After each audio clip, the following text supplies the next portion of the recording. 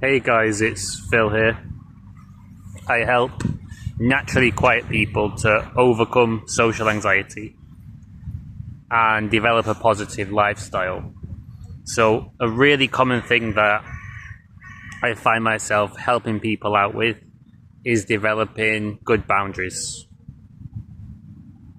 Whether this is against parents, other family members, friends, work colleagues. And an analogy just came to mind as I'm walking back, which I think could help people. So imagine that conversations didn't involve words at all. Words didn't exist, and the only way that you could interact with someone was purely physical. So all conversations involve touching only. If you're around a good person, they're not going to attack you.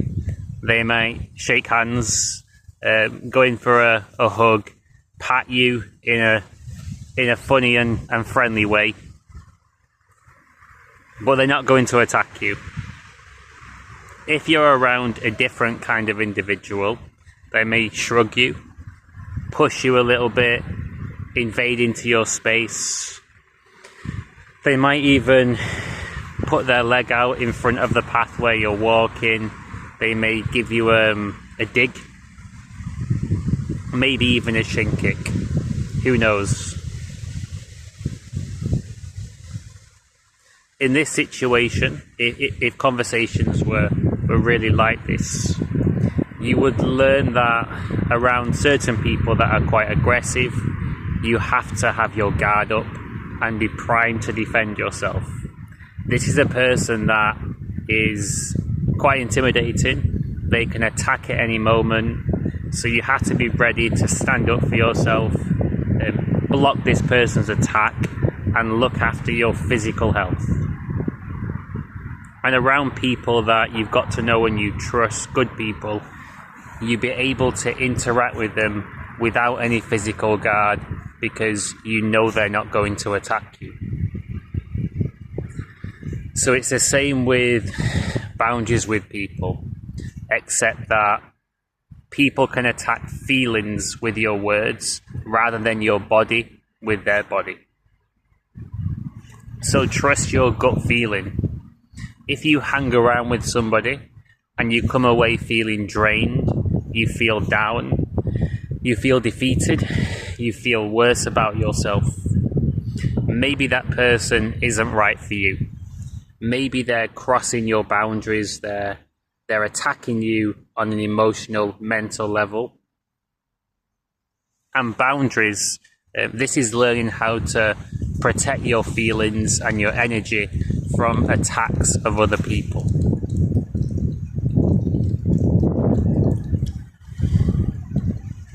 Diffusing situations. Sometimes just toughening up can be the answer. Being more secure in who you are. So secure in yourself that you don't even experience it as an attack. So for example, if you was trained to take punches in the stomach and you got to a stage where it barely affected you, you worked on your core, it may just feel like a poke, so you can just walk through it and not really worry about it. Around other people, you may need to really put your guard up. If someone's attacking you, you might need to confront that person and stand up for yourself. And it's not like I can teach someone boundaries overnight. Boundaries are something that take a long time to learn. You can get better at boundaries in 6 weeks, 3 months. But if you're someone that feels they have no boundaries, it may take you realistically 1 to 2 years to get really good at boundaries with people. This is how long it took me, because I used to be a massive people pleaser when I was in high school. Boundaries were just an alien thing to me that I was never taught, never understood. So I just went through life trusting everybody, taking people at face value.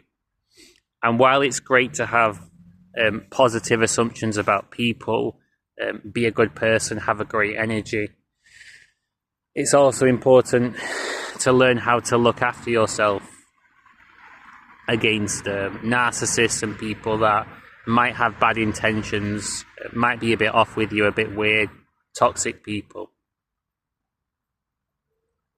So some of the best boundaries, really simple boundary, is a time boundary. Having space from somebody who is an aggressive person, who isn't a nice person. Maybe you can cut them out of your life entirely, or if you go and interact with this person, maybe they're a family member, someone at work, someone that you feel you have to spend some time with them. If that's the case, limit the time. You can plant a seed. So, for example, you can say to them that I will have to go in a little while, as I have a client that I'm coaching, I have a gym session booked, I have to complete some work tasks. You can plant a seed at the start, and then when the time's up, refer back to that seed you planted. So I will have to make tracks now, and I've got that client to coach and I don't want to be late. So that's a great way to leave the situations and not spend too long around those people. And this is the best boundary.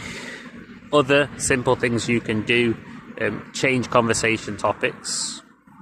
So if there's certain conversation topics where it might trigger your anxiety, it might make you feel a bit insecure, and you're not happy having those kind of conversations with the other person, you could just change the topic to something which is more surface level. So I do this around certain people, and it works great for me. So what I've learned in my coaching is that if someone has social anxiety, often they're a really, really deep thinker and amazing at having deep conversations, philosophical conversations. So actually really interesting to speak to. But around more narcissistic people, it's great to keep it really surface level, because then it's not vulnerable subjects and you're less likely to be attacked. So for example, you can talk about, sports, the weather, travel, holidays, cars, anything that's a bit more superficial. So it's more of a intellectual conversation rather than something which is deep and personal. You wouldn't want to talk about your hopes and dreams, your intention of finding the right person to settle down with, or your health and fitness, something which is vulnerable to you. So keeping conversations surface level and realizing that you don't owe them anything. You don't need to open up to that person, give them anything, and you can just challenge them. For example, so when I'm sat in the sauna, sometimes I might get somebody, they ask me what I do for a living, and I tell them about my coaching business, how I'm helping people overcome social anxiety, get more confident, connecting with people, build a positive lifestyle, and all these things. And they may say, what qualifies me to do this? And if someone asks from a genuine place, I'll answer genuinely. But if I can tell they're jealous, they're jealous because I've got my own business and they're stuck in IT and they're trying to, it's an attempted dig, then what I often do is actually go with it and say, yeah, I'm not qualified at all. It's a massive scam I've got going on. So rather than react to it, go with it, because that means that they have no control over you, because you're not trying to please them at all. Or you can just calmly disagree with that person. You can say, well, in my opinion, I am qualified because I've overcome different traumas and built a lot of confidence. So I teach from personal experience, and I believe in what I do. I used to be mute, borderline mute. When I was in high school, I was the most quiet person in the whole year. Spent the 5 years of high school, 2 years at college, being a loner with no friends, no confidence, no boundaries. I turned things around pretty well. So I'm confident in what I do. And this means that I don't need to react to other people, get sucked into their drama. I don't need to involve myself in their games. So rising above other people's games and not playing into it, this can also help. So I just thought I'd make this relatively short 10-minute-ish video, really just to share that analogy of boundaries. And if conversations were purely physical, you can imagine how you could have your guard up and block people's attacks if they're that way inclined.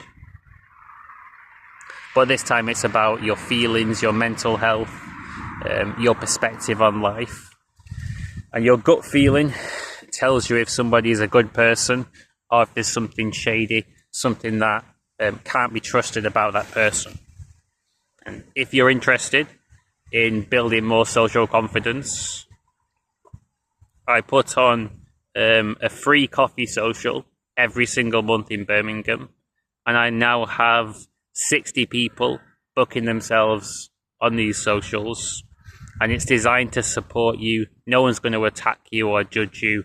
It's there to give you a platform to work on your social skills and put yourself out there, make friends, reduce anxiety, and feel more confident to be yourself and do whatever you want to do in life. If you want to come down to one of my events, I have one next Sunday, for example. Just drop me an email and I'll send you a link with all the details. And I actually have an entire cafe that I've booked out, so it's just for people in the event itself, and it's a really nice place as well. Parking right nearby. It's in a place called the Mailbox in Birmingham.